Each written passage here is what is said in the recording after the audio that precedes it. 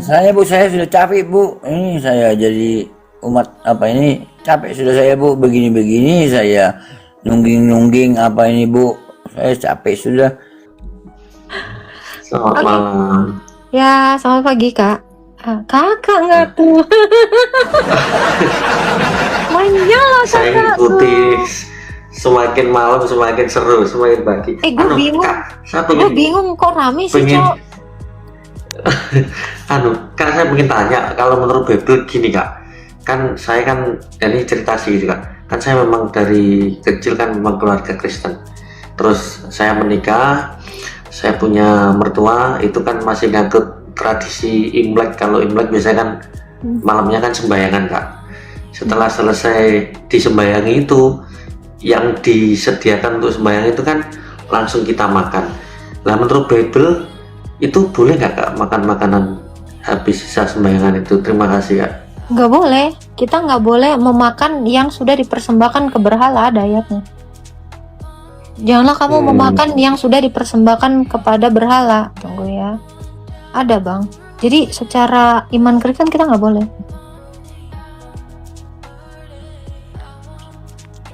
Nggak boleh Kak. Nggak boleh.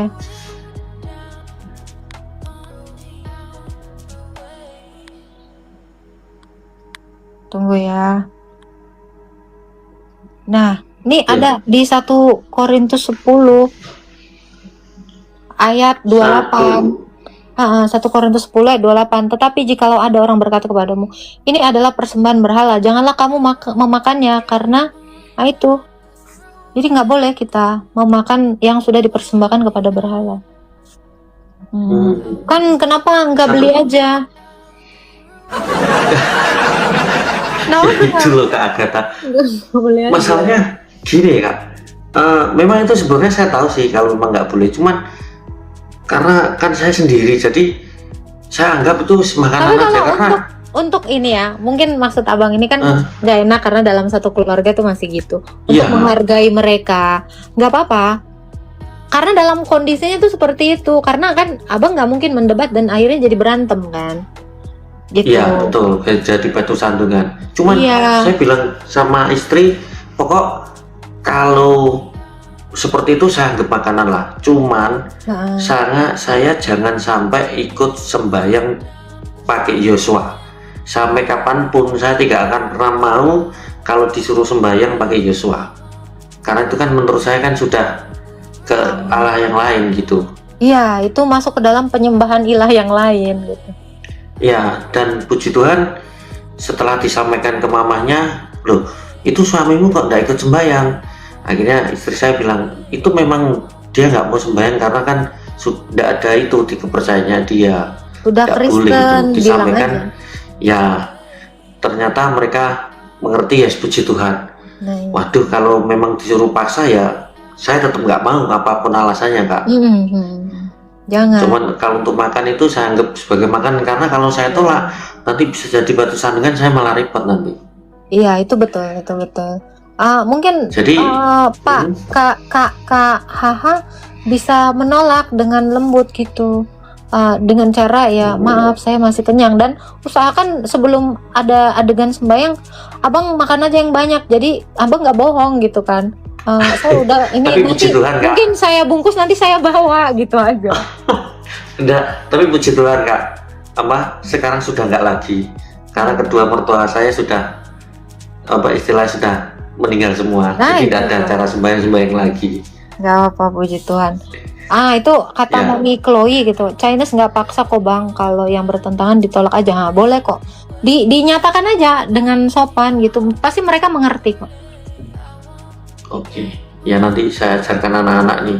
Iya. Jadi biar lebih tahu lah ya caranya menolak. Dan ini pelajaran buat saya, lain kali saya harus bisa nolak dengan halus. Dengan baik, iya benar. Jangan juga memicu pertengkaran gitu. Betul. Ya, terima kasih Kak Agatha, saya menyimak di bawah aja. Ya, Tuhan berkati Kak. Lanjut terus sampai jam 3 ya. Oke. Terima kasih. Yang penting ngeluarin paus 10 aja. Iya. Oke, terima kasih Kak Agatha. Tuhan memberkati. Terima kasih. Gitu. Ini ada yang bilang, Kalau sapi kurban gimana Kak? Jangan dimakan sayang. Kalau sapi kurban tuh jangan dimakan, dimasak dulu. Saran aku di sate atau di kecap, karena sapi kurban kamu makan mentah. Kan kamu nggak takut bakterinya gitu. Jangan dimakan. Asli gitu, dimasak dulu. Atau kamu kalau mau kasihlah ke tetanggamu atau yang lebih capek deh. Kak Agatha, kita sebagai orang Kristen boleh makan darah B2 nggak? Ada makanan lain kan selain darah B2 kan? Please, cilok lebih enak dari B2, asli. Jangan dimakan, kita nggak boleh makan darah gitu loh. Jangan, ada yang lain kok, mie goreng banyak yang enak, kenapa harus itu gitu loh, ya kan? Tapi kalau B2 nggak dimasalahkan Kak. Enggak, kalau B2 itu halal. B2 itu halal di dalam Alkitab kita, Kisah Para Rasul 10 ayat 15. Makan aja. Makan. Mie goreng kasih bebong, makan. Tapi itu akan sangat haram kalau kamu nggak bagi aku. Iya, itu haram. Sangat-sangat dilarang kalau kalian nggak membaginya kepada aku. Ya nggak, Bang? Elah.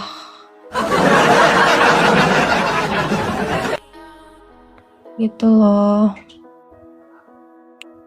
Ya gitulah. Cilok isi B2 Kak. Ya boleh. Saya dibagi ya. Halo Kak Miki. Halo Kak, selamat pagi. Ya, silakan Kak Miki. Ada yang mau ditanya?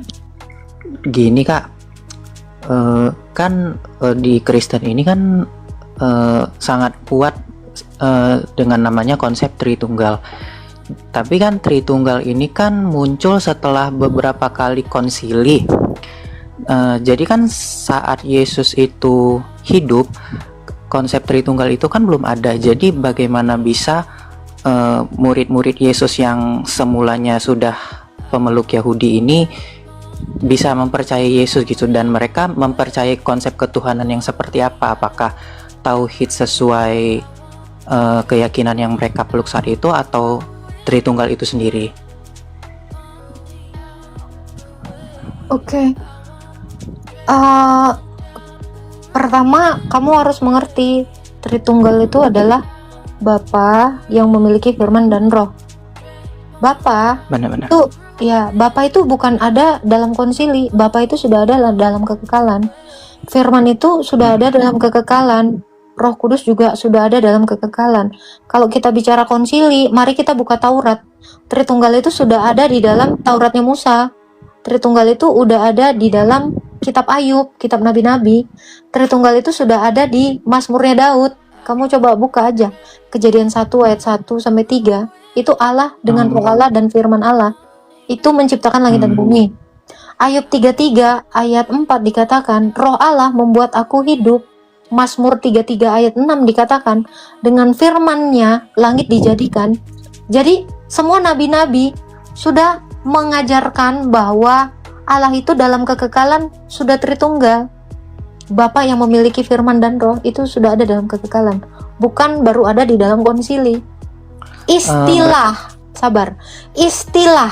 dari Tritunggal baru ada, mungkin dinyatakan atau diajarkan oleh Tertullianus. Istilah kata Tritunggalnya, kata Tritunggal itu baru ada. Triados una substantia gitu, mungkin itu istilahnya. Sama seperti kalau saya kasih analogi, Jakarta itu baru ada tahun 19 berapa, tetapi sebelum ada istilah Jakarta, Jakarta itu yang bentuknya kota itu sudah ada dalam nama Jayakarta, Sunda Kelapa, Batavia gitu. Si esensinya itu sudah ada dalam kekekalan. Hanya istilah Tritunggalnya aja baru dinyatakan atau diajarkan oleh Tertullianus. Mungkin itu yang benar. Gitu. Iya. Berarti konsili itu hanya menegaskan kembali. Nah, ini juga Menegaskan kembali ya. Ya, jadi konsili itu bukan musyawarah, bukan muktamar, bukan mencari kesepakatan, tetapi konsili itu adalah penegasan kembali iman yang diajarkan para rasul. Itulah konsili. Meneguhkan atau menegaskan kembali ajaran yang sudah semula ada. Karena apa harus diadakan konsili? Karena ada orang-orang yang berupaya menyesatkan gereja dengan menarasikan istilah-istilah yang salah gitu, mengajarkan yang sesat. Makanya ada konsili. Jadi konsili itu adalah penegasan kembali. Tahu kan, penegasan kembali berarti sebelumnya sudah ada, ditegaskan kembali itu untuk melawan bidat itu, bidat yang bertentangan dengan ajarannya para rasul gitu. Ya. Satu lagi Kak, saya cukup menarik sama yang nanya sebelumnya. Dia kan dari keluarga Tionghoa gitu ya, jadi dia ada dilema gitu ya. Dia mau makan makanan dari hasil persembahan. Ada yang bilang itu boleh, ada yang bilang itu enggak. Bukan hasil persembahan, makanan yang sudah dipersembahkan kepada makanan yang sudah dipersembahkan gitu. Cuman kan orang tua saya tuh selalu ajarin kalau kita di hidup ini harus hormati yang namanya 3 leluhur ya, 3 macam leluhur ya. Leluhur spiritual, leluhur asal usul, sama leluhur tanah air gitu. Jadi ketika kami waktu Imlek itu memakan makanan yang sudah dipersembahkan itu, kata papa saya nggak masalah itu, karena itu kan persembahan yang tujuannya hanya untuk menghormati leluhur, bukan untuk menyembah berhala. Kalau menurut kakak itu gimana? Boleh. Kalau untuk menghormati nggak apa-apa. Yang penting kita tahu itu tuh bukan kita imani sebagai sesembahan kita. Oh gitu, berarti boleh ya kak.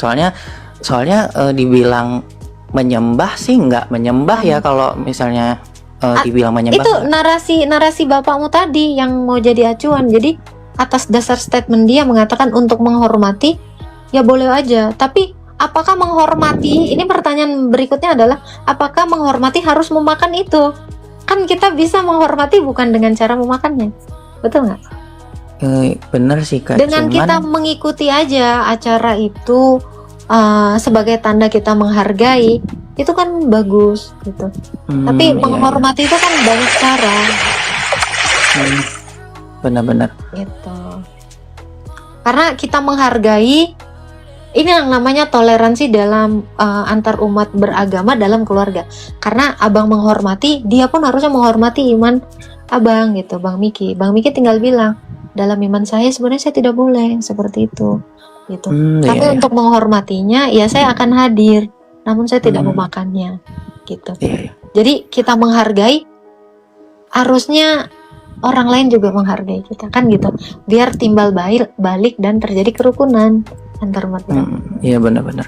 Karena gini kak, soalnya kalau misalnya kita nih kadang-kadang nggak ikutan, jadi kayak ngerasa gitu kayak ada perdebatan di dalam diri. Aduh kita nih nggak ngehargai gitu buat ke leluhur kita. Aduh kita nih jadi durhaka ke leluhur gitu. Langsung kayak gitu tuh di kepala gitu. Langsung terngiang-ngiang terus gitu. Karena gini ya, kalau leluhuran maksudnya dari silsilah orang tuanya Kak Miki kan. Iya.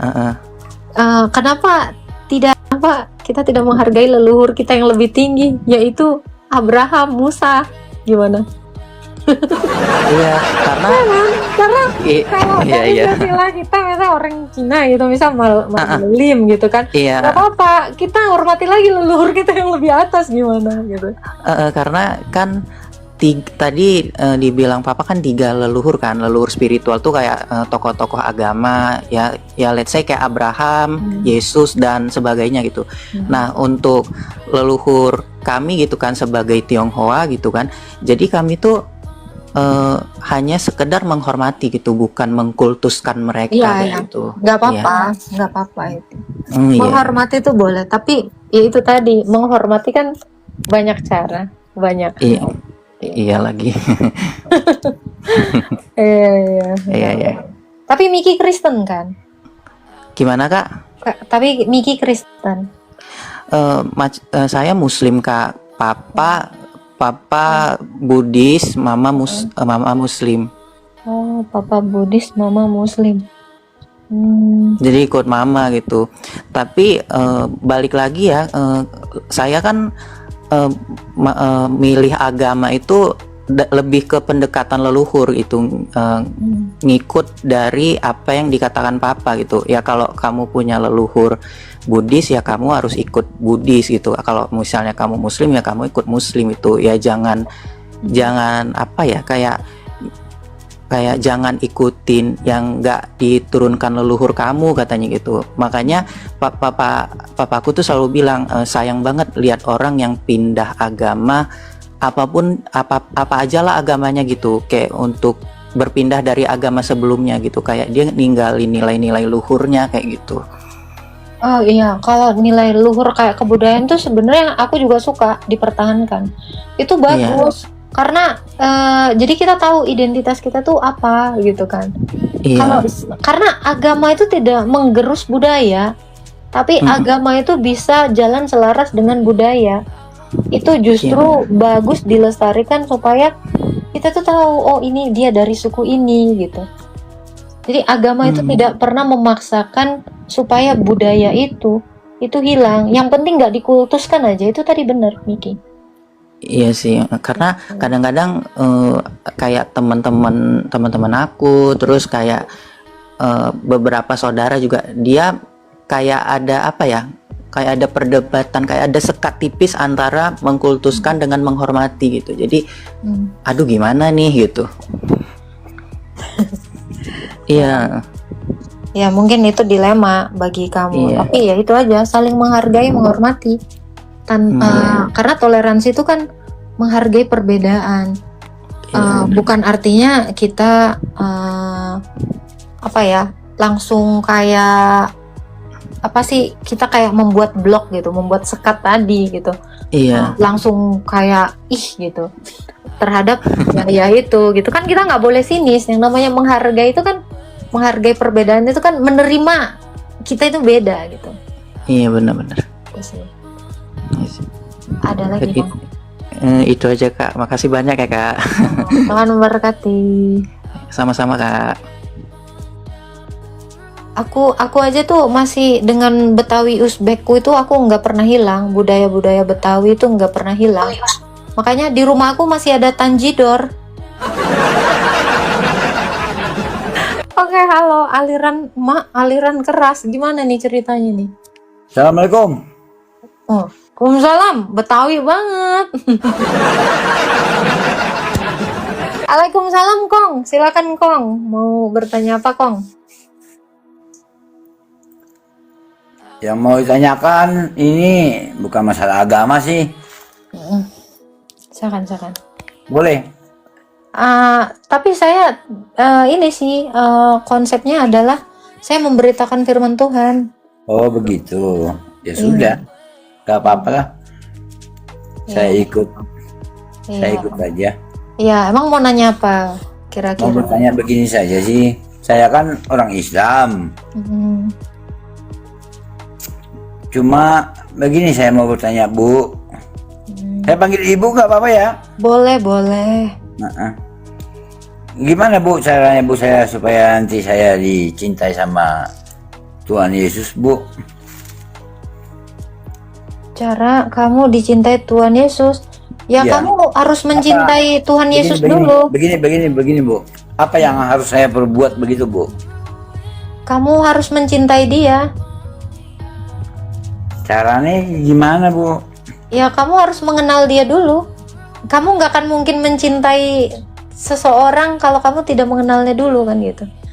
Ya kan ini kan Bu, saya mau minta saran, mau minta pendapat. Saya kan orang Islam Bu. Ya harus mengenal Tuhan Yesus dulu gitu. Ya. Belajar.